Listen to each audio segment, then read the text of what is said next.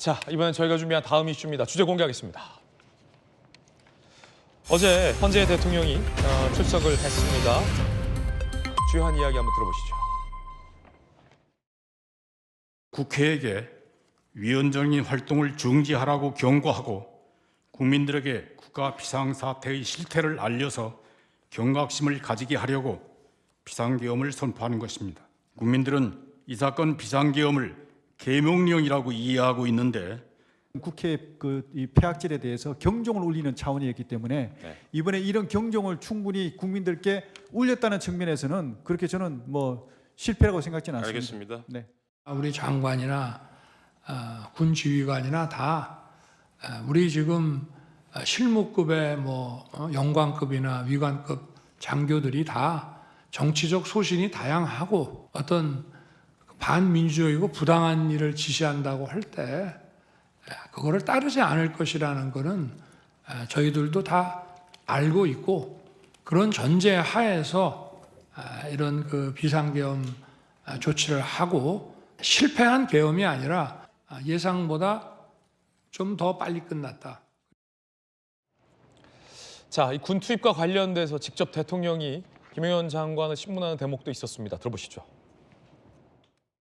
국회 독재가 이런 망국적 위기 상황의 주범이라는 차원에서 질서유지와 그 상징성 측면에서 국회에 군을 투입했지 않습니까?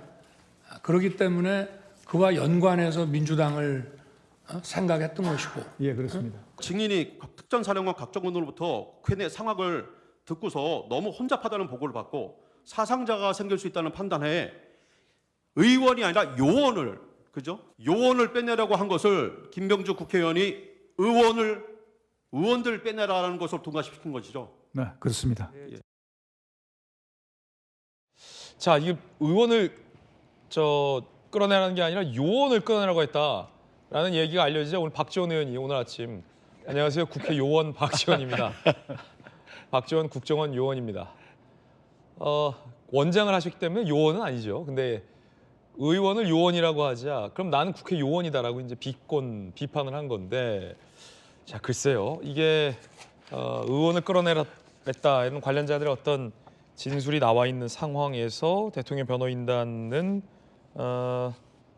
요원, 그러니까 투입된 군 요원을 끌어내라고 하는 것이다라는 어제 얘기가 나온 건데, 의원 아닌 요원, 의원, 요원.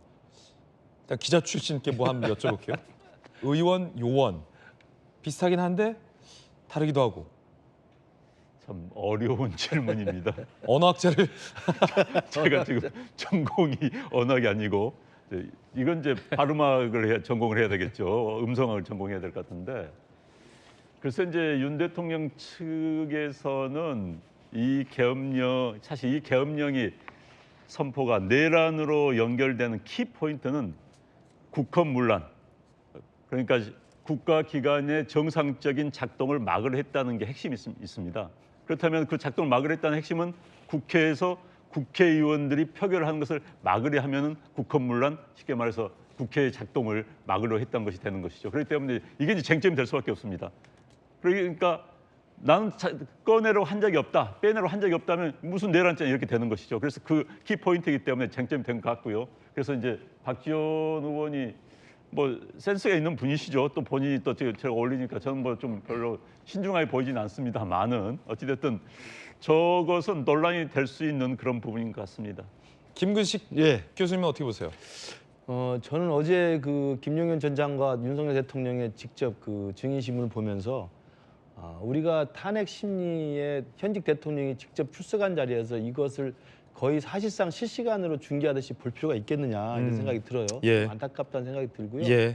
무엇보다도 지금 조금 윤석열 대통령 측에서 착각하시는 게 저 자리는 내란죄 혐의에 대해서는 민주당 측에서 다 삭제했잖아요. 철회했죠. 철회했다 그래서 우리 당이 발끈하기도 했잖아요. 네. 근데 지금 저게 나와서 대통령이나 김용현 전 장관이 하는 것은 내란 혐의를 자꾸 방어하기 위한 논리를 쓰는 거예요. 내란은 아니다. 그래서 끌어내라고 하지 않았고 포고령도 그냥 상징적 차원에서 쓴 것이고 비상입법기구도 그냥 개인 아이디어였다. 그러니까 이건 내란 혐의에 대해서 자기 스스로의 무죄를 입증하기 위한 방어 논리를 찾고 하는데 저기는 내란 혐의를 다투는 데가 아니에요. 저는 지금 TPO가 잘못돼 있어요. 저 이야기는 법정 가서 나중에 형사재판 받을 때 할 이야기입니다. 저기서는 계엄이 정당했느냐, 예. 계엄이 헌법에 맞게 요건에 맞게 됐느냐, 유연적이지 않느냐, 유연적이냐, 계엄법을 위반했느냐 안 했느냐. 그 부분에 대한 말씀하시면 된다. 그 부분만 하는 거예요. 그 부분을 해서 싸워야 되는 건데, 아 이거 포고령 누가 썼어요? 이거 비상입법기구 내가 쓴 거 아니잖아요. 끌어내리라고도 안 했잖아요. 의원이 아니고 요원이잖아요.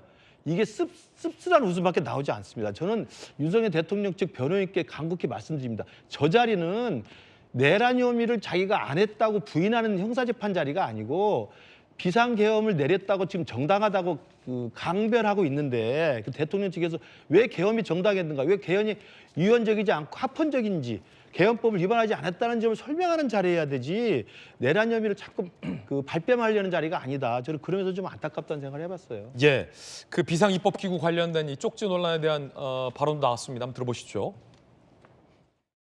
증인이 국민의 당일 경제부총리 최상목에게 꼭 쪽지를 건넨 사실이 있습니까? 예, 있습니다. 그런데 제가 직접 좀 만나지 못해서 실무자를 통해서 전했습니다. 예. 제가 작성했습니다. 예. 대통령께서 다시 검토하고 지시해야 가능한 것이고 그 메모 자체로는 제안에 불과하고 아이디어 차원에서 제시한 것뿐이죠. 아, 그렇습니다.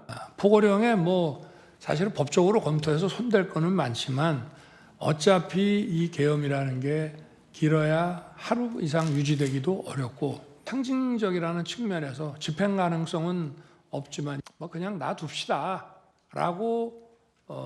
말씀을 드리고 그냥 놔뒀는데 뭐 기억이 혹시 나십니까? 예, 제가 이제 느낀 것은 네. 대통령께서 평상시보다 이렇게 좀 꼼꼼하게 안 보시는 것을 제가 느끼면서 자, 지금 논란이 됐던 사실 쟁점이거든요. 그러니까 의원들을 끌어내려 했느냐 아니면 비상입법기구를 대통령이 직접 뭐 지시했느냐 여부에 대해서 대통령은 전혀 그런 사실이 아니다라는 것을 김영원 장관도 이제 증언을 해서 뒷받침을 해주고 있는 것인데 이제 그것과 관련해서 앞서 이제 의원 요원 논란도 좀 일고 있는 거고요. 서지현 그렇죠. 의장님. 그러니까 국민들의 헛웃음 그리고 뭐 제2의 바이든 날리면 사태라고 하는데 TPO 말씀해 주셨는데 저 장소가 뭐 사실 진짜 개그 콘서트 장소가 아니잖아요. 진짜 헌재 즉 정말로 대한민국 대통령이 국헌 문란을 했느냐 안 했느냐에서 비상계엄을 왜 했느냐의 취지 굉장히 중요한 자리에 저런 식으로 대응하고 저런 식으로 의원 요원 말장난 아닌 말장난을 쳐서 국민들에게 헛웃음을 치는 거는 잘못됐다. 특히 우리는 대한민국 대통령제는 지금 말씀하신 거는